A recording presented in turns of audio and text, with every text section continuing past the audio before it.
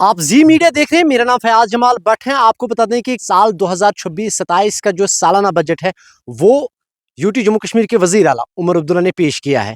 अब मुख्तलिफ लोगों से हमने बात की है, लेकिन इस वक्त हमारे साथ जम्मू कश्मीर नेशनल कॉन्फ्रेंस के सीनियर लीडर और state spokesperson Mohammad Imran Dar sahab, इन्हीं से बात करते हैं। डार साहब, जी मीडिया में आपका खुशामदीद सर। शुक्रिया। डार साहब, कल जो है सालाना 2026-27 का जो बजट है पेश किया गया है, काफ़ी ज़्यादा तवक़्क़ात थे। बहैसियत आप स्टेट स्पोक्स पर्सन है, इस बजट को किस नज़र से देखते हैं? मुझे लगता है कि ये बजट जो है प्रो पुअर बजट है और प्रो इंडस्ट्रीज़ बजट है और बिलख़ुसूस हम कुलगाम में बैठे हैं, मैं प्रो हॉर्टिकल्चर बजट बोलूँगा, प्रो एग्रीकल्चरस बजट बोलूँगा, क्योंकि इसमें हर किसी उस सेक्टर को टच किया गया है जिस सेक्टर की डायरेक्ट वाबस्तगी जम्मू कश्मीर के लोगों के साथ है।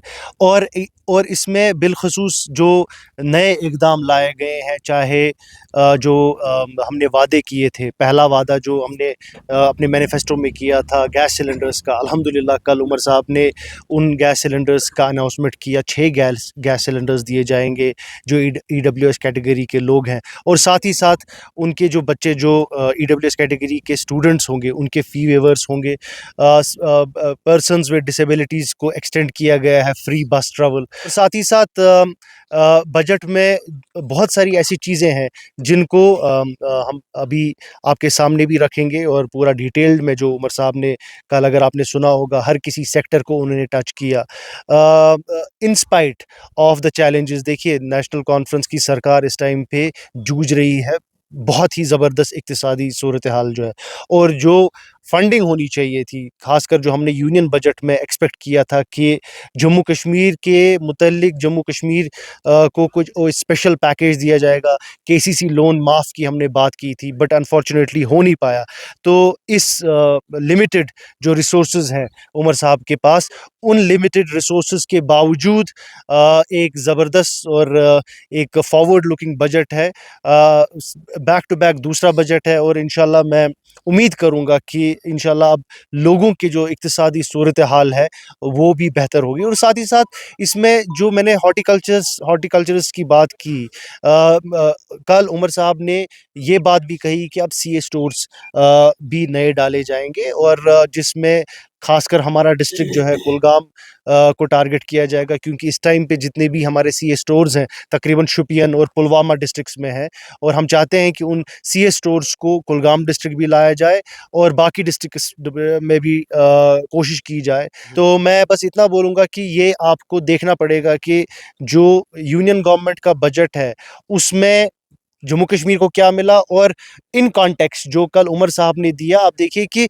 किन चैलेंजेस के बावजूद भी एक बहुत ही ज़बरदस्त इंस्पायरिंग। खासकर जो डिलीवरीज का मसला है, या जिस तरह आपने केसीसी लोन के हवाले से बात की, इनके लिए किसी हद तक की जो राहत। देखिए, जो डेली वेजर्स और डेली रेटेड वर्कर्स हैं, टेम्परेरी वर्कर्स हैं, उस पे कल उमर साहब ने वाज़ेह तरीके में पहली बार आप देखिए कि एक्नॉलेजमेंट हुई। अभी तक कहीं पर गवर्नमेंट मशीनरी में कहीं पर उनका नाम नहीं आता था।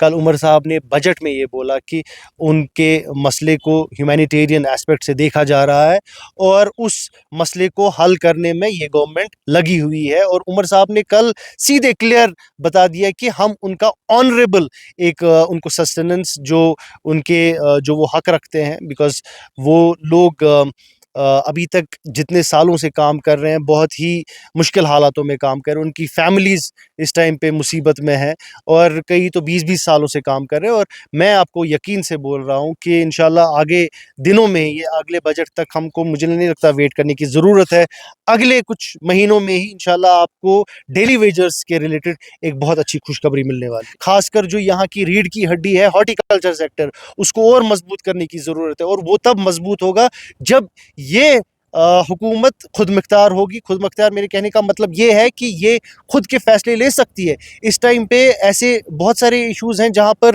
हुकूमत मजबूर होती है, उमर साहब मजबूर होते हैं कि बहुत सारे एरियाज़ हैं जहाँ पर वो इस टाइम पे फ़ैसला नहीं ले सकते हैं, बिकॉज़ सिस्टम इजाज़त नहीं दे रहा है।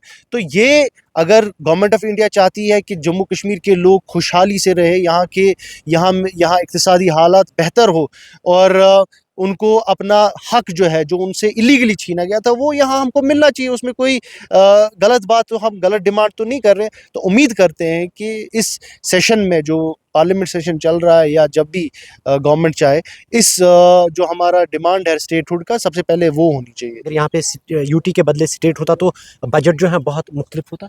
एग्जैक्टली ये देखिए ना, आप को ये देखना पड़ेगा कि जब स्टेट था और उस टाइम पे जो काम करने का एक फ्रीडम थी, और आज जो यूटी में काम करने का जो फ्रीडम होती है, वो उसमें ज़मीन आसमान का फ़र्क है। वो कल उमर साहब ने खुद बोला कि यूटी में काम करना कोई आसान बात नहीं है, क्योंकि बहुत सारे इसमें इश्यूज़ होते हैं, बहुत सारे मसले होते हैं जो हल नहीं हो पाते हैं। तो जो जब स्टेट होगा, तो आपके पास बहुत सारे ऐसे एरियाज़ हैं जहाँ पर आपको पूरा कंट्रोल है। इस टाइम पे एक लिमिटेड कंट्रोल है, ड्यूअल सिस्टम है, जैसा आपने बात किया। फॉर एग्जांपल जो कल होम मिनिस्टर साहब आए, सिक्योरिटी रिव्यू लिया गया, उसमें चीफ मिनिस्टर नहीं थे मौजूद।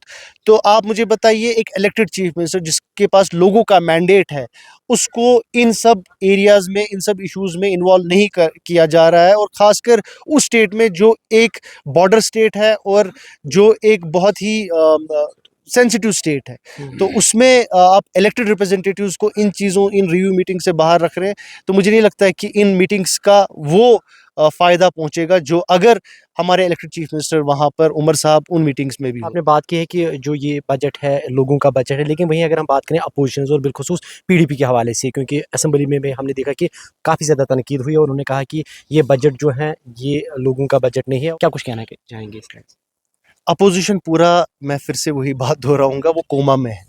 वो कोमा से निकल नहीं रहे हैं, और उनको एक झटका लगा है। जब 2024 में जो उनको झटका लगा है, वो उसी कोमा में अभी तक है। जो लोगों ने, हमने नहीं दिया, वो लोगों ने उनको झटका दिया है। और वो जब कोमा में अनफॉर्चुनेटली होते हैं, तो फिर सही बात नहीं होती है, सही रैशनल चीज़ें नहीं होती है। अगर आप लोगों का जो उस बजट के मुतल्लिक अगर आप पूछेंगे, आप आम इंसान से पूछिए। आज मैं देख रहा था बिजनेस कम्युनिटी का, चाहे जितनी भी यहाँ पे ऑर्गेनाइजेशंस हैं, बिजनेस को रिप्रेजेंट कर रही हैं, उन्होंने वेलकम किया है बजट को। तो लोग उसमें, तो वो ऑर्गेनिक तरीके में उन्होंने बोला, हमने किसी को पैसे दे के नहीं बोला, चाहे खारा हो, केसीसीआई हो, जितने मेजर यहाँ पर बिजनेस के ग्रुप्स हैं, उन्होंने वेलकम किया उमर साहब के बजट को। अब अनफॉर्चुनेटली ये जेलसी है, चाहे पीडीपी हो या बीजेपी हो, इनका एक ही रूल बुक है इस टाइम पे। उमर साहब अच्छा करें, उसको तनकीद करना, उमर साहब कुछ न करे, उसको तनकीद करना। उनको और कुछ नहीं आएगा। सो उनसे मैं यही चीज़ एक्सपेक्ट करता हूँ। सर 10 में से कितने नंबर इसको देंगे? 10 में से 10 नंबर है इसमें, और 10 आउट ऑफ 10। मैं फिर से वही बात दोहराऊंगा, ये ज़बरदस्त बजट है। अगर आप देखिए, इसमें आगे कुछ दिनों में आपको आराम से ही पता चलेगा कि कितना फ़ायदा यहाँ के इक्तिसादी, खासकर जो हॉर्टिकल्चर सेक्टर की मैं बात कर रहा हूँ, और जो टूरिज़्म सेक्टर है, बहुत इन्फ्यूजन होगा और बहुत ही इसमें और काम होगा। और मैं फिर से वही बात दोहराऊंगा, अभी 3 साल, 3.5 साल है, इंशाल्लाह आप देखिए कि जो हमने वादे किए हैं अपने मैनिफेस्टो में, वो तमाम हम पूरे करेंगे। अच्छा सर, बजट से हटके और एक सवाल है, वो लॉ यूनिवर्सिटी के हवाले से क्या कुछ कहना चाहेंगे? लॉ यूनिवर्सिटी कश्मीर में होनी चाहिए, उसमें कोई भी कंफ्यूजन होने की ज़रूरत नहीं है। और ऑलरेडी उमर साहब ने उस पर बात की है कि लॉ यूनिवर्सिटी कश्मीर में हो। देखिए, हम किसी रीजन के ख़िलाफ़ नहीं है, बट जब जम्मू को आईआईटी मिला, जम्मू को आईएम मिला, तब कश्मीरियों ने कहीं पे प्रोटेस्ट नहीं किया। और फिर उसके बाद यहाँ पर एक्सटेंशन, उनका जो कैंपस है यहाँ आ गया। सो हमको कोई प्रॉब्लम नहीं उसमें। अब एक नेशनल लॉ यूनिवर्सिटी आ रही है, जो कि सेंट्रल यूनिवर्सिटी नहीं है, वो हमने डिमांड की है कश्मीर में आने को। तो उसमें किसी को क्या परेशानी होगी? और दूसरी बात, मैं यहाँ पे आपके ज़रिए से एक अपील करना चाहता हूँ अपनी लीडरशिप को, खासकर उमर साहब को और मेरी बहन सकीना यतू जी को, कि सबसे बेहतरीन रहता एक मौजूद लोकेशन जो नेशनल लॉ यूनिवर्सिटी की है, वो कुलगाम में होनी चाहिए। क्योंकि कुलगाम एक ऐसा एरिया है जो कैटर करेगा, एक तो आप नेशनल हाईवे 44 के तहत यहाँ श्रीनगर या बाकी एरिया से नज़दीक होता है यहाँ आना। श्रीनगर से यहाँ सिर्फ 1 घंटा लगता है पहुँचने में आज। और साथ ही साथ ये नज़दीक है, चिनाब वैली, बानहल के नज़दीक है, यहाँ से पीर पंजाल नज़दीक है। तो ये एक सेंट्रली लोकेटेड लोकेशन है। अगर आप चाहते हैं, मैं आपको लैंड भी दिखा सकता हूँ, जो नेशनल लॉ यूनिवर्सिटी का लैंड जिस पे एस्टैब्लिश हो सकता है। तो ये सबसे मौजूद लोकेशन है पूरे कश्मीर प्रोविंस में।